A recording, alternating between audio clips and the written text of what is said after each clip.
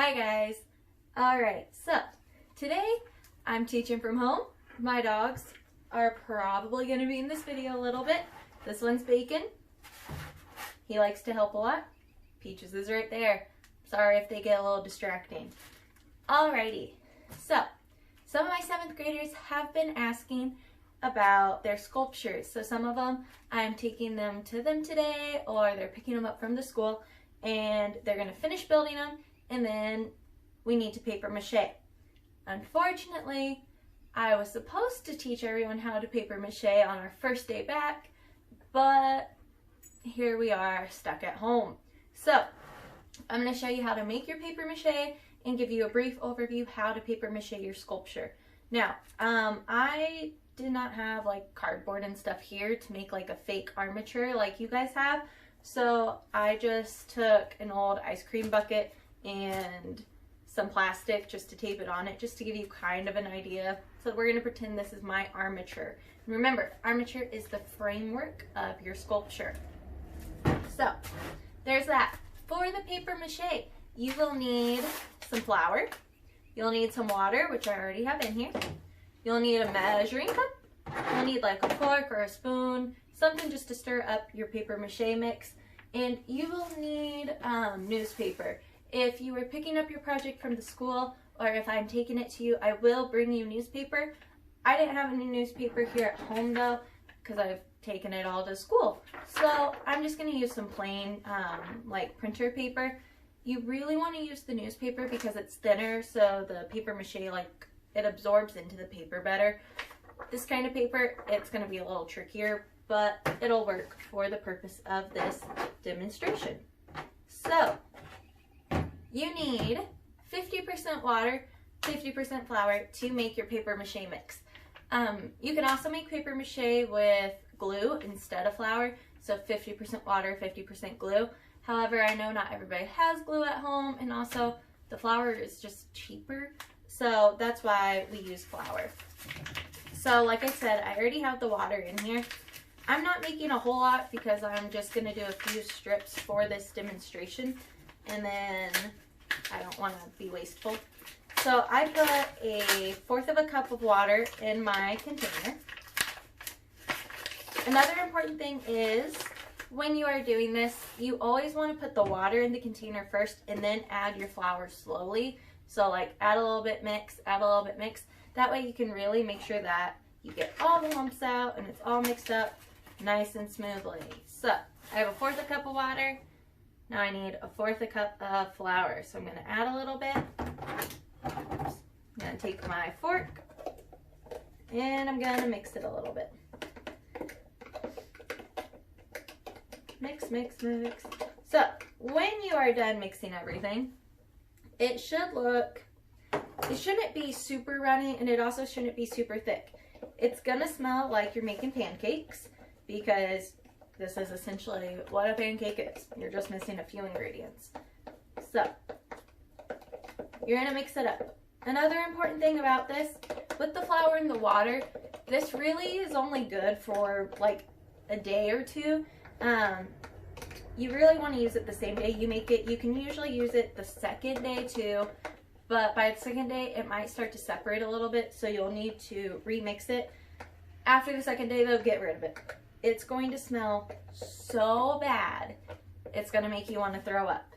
I think last semester somebody forgot about theirs and they left it in the classroom, and I think it was like a week or two before anybody found it. And I ended up just throwing away the whole container because I think we were all going to throw up if we had to smell it. So make sure you use it the same day you make it.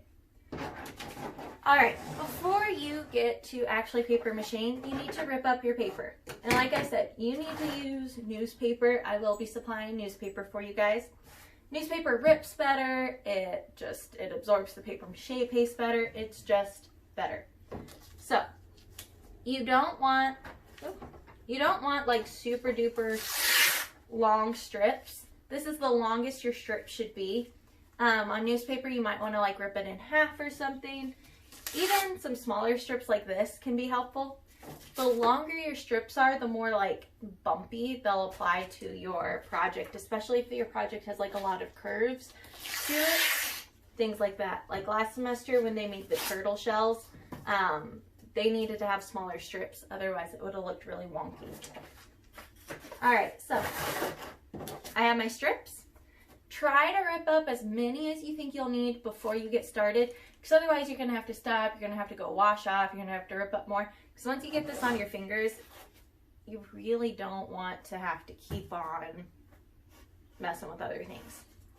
All right, so you're gonna take your paper mache, you're gonna take your paper strip, you're gonna coat both sides of the paper in this mix that you just made up. And then with one hand, you're gonna hold it, and with your other hand, you're gonna take 2 fingers and wipe all the extra stuff off. Obviously, I don't have 2 hands, so I have to get a little crafty. So I always just have to hold mine on the side and run it like that. And then I have to do it on both sides. All right, so you want to make sure that you get all of the extra stuff off. If you have a bunch of extra paper mache paste on it, it'll take longer to dry, and it'll get kind of flaky. So after you have that, you're gonna lay it on your project and smooth it down. All right, so it'll look something like that. Then you take your next piece, coat both sides, scrape off all the extra, and apply it to the thing.